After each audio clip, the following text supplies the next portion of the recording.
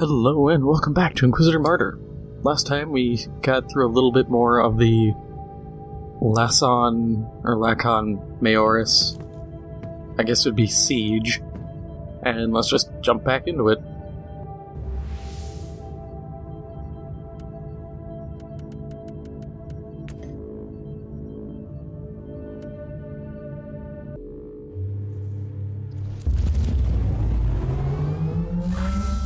The enemy is here, preying on the weak and using craven tricks against the defenders of mankind. Perhaps we should find their leaders and give them a fair share of their own medicine. I think this whole, Lacon Majoris Warzone thing, I think this is neat. I just don't know where this was added, or when.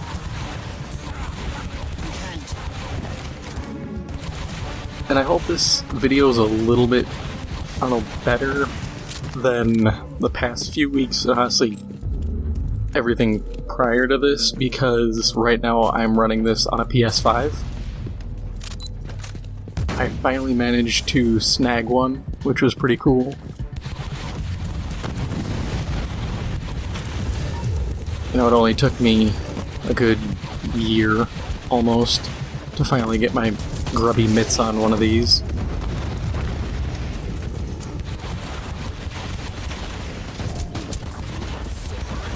But jumping into stuff related to Warhammer, I saw just last week actually, after I'd finished getting my videos ready and whatnot, there was an article I saw suggested to me, and it effectively was, hey, I think it's time we start canceling our subscriptions to Warhammer Plus, and it was just because there wasn't any content that's new. Apparently some of the work is taking a mid-season hiatus, or a mid-season break, which, shows like The Walking Dead do that.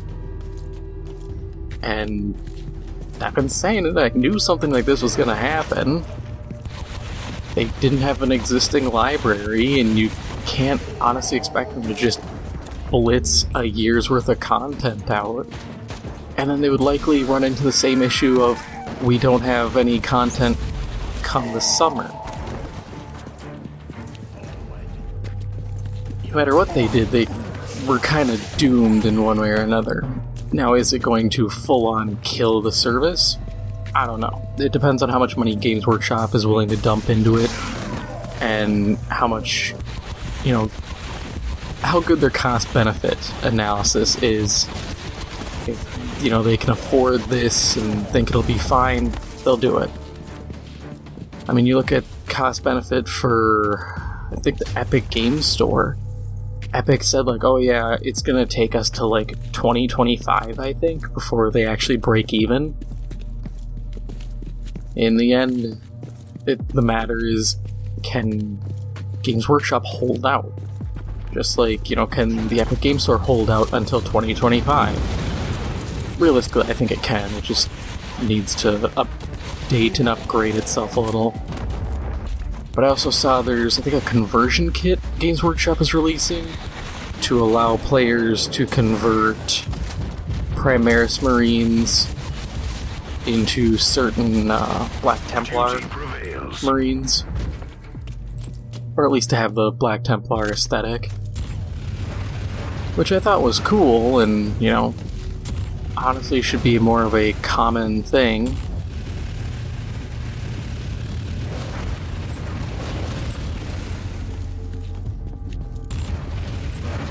But I also feel like it's taken them so long to actually do it. I know Primaris isn't brand new, but it isn't old at this point. It's one of those things where I feel like it's been here forever already.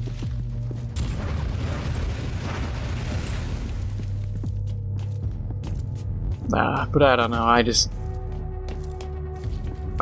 feel like it's one of those things where it's oh hey, you can finally make your guys look like this one other chapter that isn't the Ultramarines. And I'm thinking, hey, that's cool.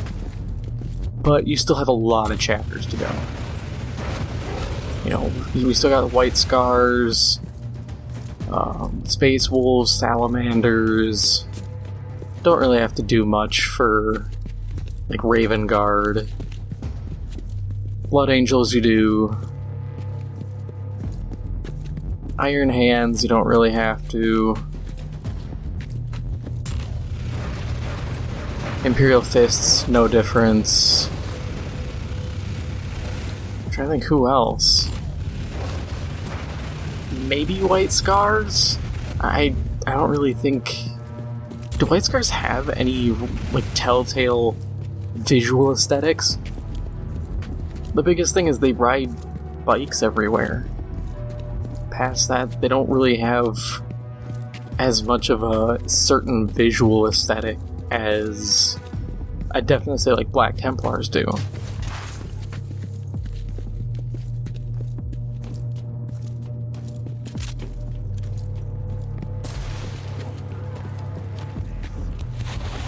But it's, like I said, it's good. Hopefully we'll see more of that in the future. Oh, I was watching some videos a couple days ago and I was watching some Angry Joe stuff, some of his old reviews just for the hell of it. And it was one on Gladius, that game that's effectively Civilization but 40k. And he pronounced Tau as Tau, and I kind of just felt myself recoil in horror. Because I was just like, where do you get Tau? There's not even an apostrophe in there. Now, if you were going for a specific set of the Tau, sure, they got some apostrophes scattered throughout. Your pronunciation can sound a little weird then. But just the base? Strange.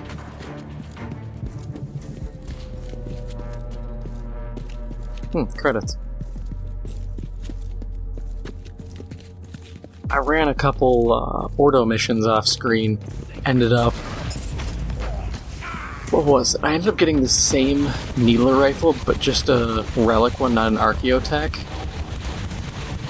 And it was a little disappointing because the damage boost on abilities that have longer than a 3-second cooldown was worse, but the damage was higher. And it ended up being like a -9 quality hit, so I just kept with my existing one. I would have recorded the stuff, but in the end, the time it took was really long, because it ended up being such high difficulty spikes, not by my own doing, mind you. Just the game saying, hey, it's high difficulty, that I ended up having... God, what was it? There were Ogryns with over 100,000 HP. So I'd just be slowly backtracking, just dumping rounds into them. And I sat there and I thought, man, I'm glad I'm not recording this, because this would be... I've made you guys suffer through those episodes before, of just me slowly whittling down guys. Loading. It's not fun. You know, that's one thing I've noticed, compared to like Diablo 3, where in Diablo 3 I found pretty easy ways to just melt dudes. But this game, I don't know if I'm just not thinking right, or I haven't had the best gear, but whatever it is, my damage output is just piddly.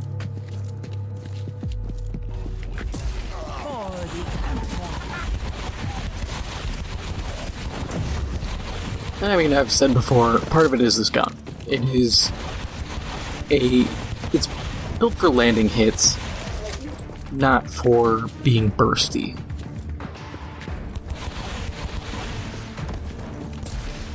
But it's not my fault the game hasn't given me an Exodus rifle in God knows how long.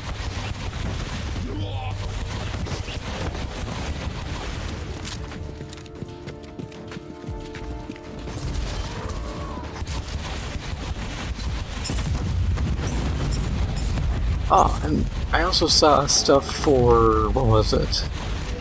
That new Grey Knights game, and it's effectively just XCOM in 40K. You severed the head. Now you can watch the body wander aimlessly until it withers. I don't know how I feel about it. On one hand, I'm like, hey, cool, I like XCOM. But on the other hand, it's not like Battle Sector, where at least you're doing squad by squad. This is individuals. And at that point, I can just play modded XCOM 2 that has Space Marines and Chaos in it.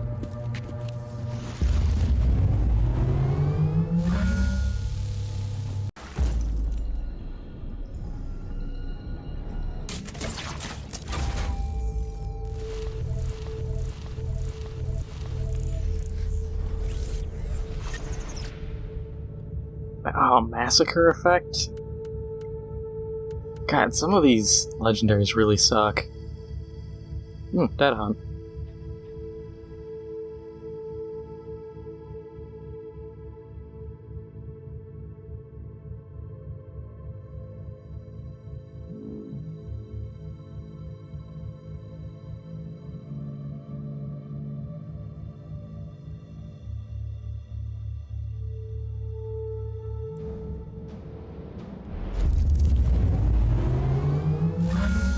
Electrospectral scanning revealed multiple entry nodes to the mnemonic network. Locate cogitator stations to gain access. May the Omnisire guide your hand.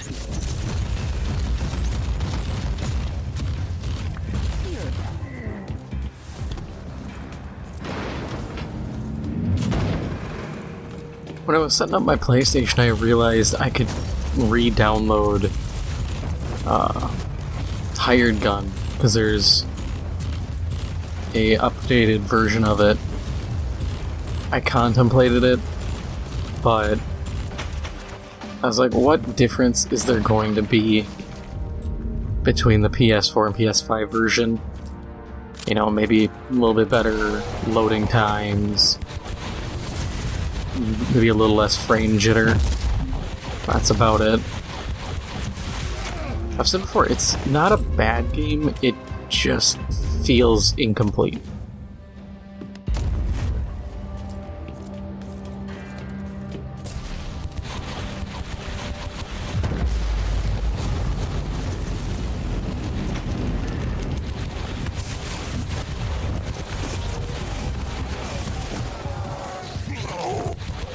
I haven't heard anything else about Darktide.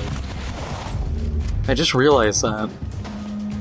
A little disappointing, but that's whatever, you know. Network. Data siphon protocols initiated. Warning, enemy response teams I think they ended up having to delay the release of that.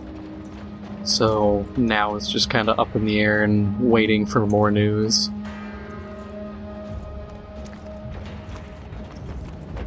I did see the trailer for the, I guess, theatrical Resident Evil movie coming out. And oh my god, that's terrible. If you haven't seen it, the fastest description is take some... I'm just trying to think of a way to describe it. It feels already like whoever directed it was just like, yeah, we played the games, so we know what's going on. So now we must fill this entire movie with callbacks and be like, hey, see, we saw the movie, you guys can't be mad now. And it makes it even worse.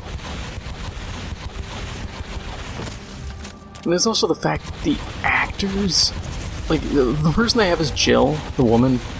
I think she was in Doom Armageddon? Whatever that direct, like, Netflix dumpster fire of a Doom movie was, I think she was in that, and I remember watching that, and the movie sucked. So I'm already looking at this like, oh, this is gonna be bad.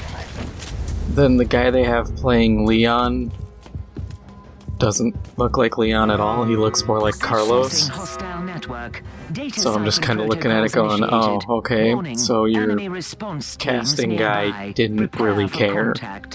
Or you just had so few people actually apply that you just took whoever you could. But they couldn't make the guy shave or even dye his hair.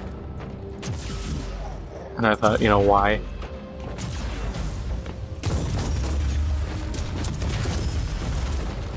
But then barring that, there was the issue with some of the zombies look really messed up. Like there's such a thing as overdoing it, and that's what these zombies felt like. Because like the skin's super tight around them, they've like weird. It's like their skull isn't a normal human skull. Because of how some of these lumps and ridges are, the zombies just look weird. And then they had to use, I think the song's called What's Going On. If you remember the He-Man meme, where it's him singing, and it's that whole song and he's continually got the rainbow background, that old meme, it's that song, but like a kind of creepy version. But I just can't take it seriously because that meme has ruined that song for me. So when I see it, I'm just like, oh, the He-Man meme. And it's also just a terrible song choice. And they're also, the way the story that they're showing, like I think it's the Malaysian trailer's better cut. It's Malaysian or the, like, Indonesian trailer or something? I can't remember which one it is. But it's better cut and doesn't use that song. But it feels like they're trying to take Resident Evil 1, Resident Evil 2, data siphon protocols initiated. And push them together. Enemy response teams nearby. Prepare for contact. And it's just kind of weird because you have... No matter how they cut it, it's gonna come off as just awkward. Because the Arklay Mountain Spencer Estate incident happens, and it's a good, month later that the regular Raccoon City outbreak happens. So it feels like they're trying to railroad that through, and they show the trucker driving in, and Jill... Actually, no, it's Claire who it is. Yeah, so it's not even Jill, it's Claire who they have showing up. But yeah, so the actress is playing Claire, I guess. Which makes it so that's even less of a, good casting choice, but whatever. But so they've her rolling into town and already being zombies, so I'm like, okay. So we're starting at Resident Evil 2. But then they show scenes of them going into the mansion, which is exploded by that point. So, are you gonna have this movie have, a false start? Or is this just gonna be, hey, we said screw continuity again? At which point, I'll just take the Paul W.S. Anderson movies. They kept better continuity in the first two than what this is likely gonna be. Plus, it's gonna feel rushed, because, okay, we gotta go through the... I know I'm just running for the sake of talking right now, but you have to run through all of the Spencer Mansion, the Arklay Mountains, then you have to introduce the tyrant, kill off all the people, pull out who's left, which would be Jill, Barry, Chris, and Wesker. Then you have to quick throw them back to Raccoon City, introduce the outbreak, introduce Claire, then have the outbreak get worse, introduce Leon, have that whole storyline. They showed Dr. Birkin, so you have to somehow shove Dr. Birkin in there, and you have to keep him, if you really want the story to make sense, you have to keep him around long enough to introduce him and explain what's going on with the G virus and all that. Then you're gonna have to likely introduce him becoming G. Birkin. And then you have to have, you know, the nuking of the city, everybody escaping. And I was sitting there thinking, that is a lot to shove through a movie. You are going to be moving at a breakneck pace, or you're going to be cutting a ton out.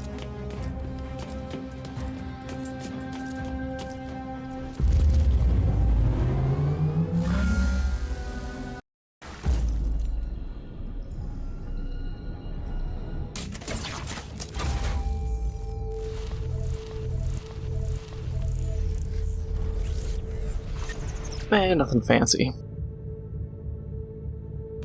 But that is all for now. If you enjoyed this episode, make sure to hit the like button. It helps out the channel a lot. And if you haven't already, make sure to hit the subscribe button. Thank you for watching, and I'll see you in the next one.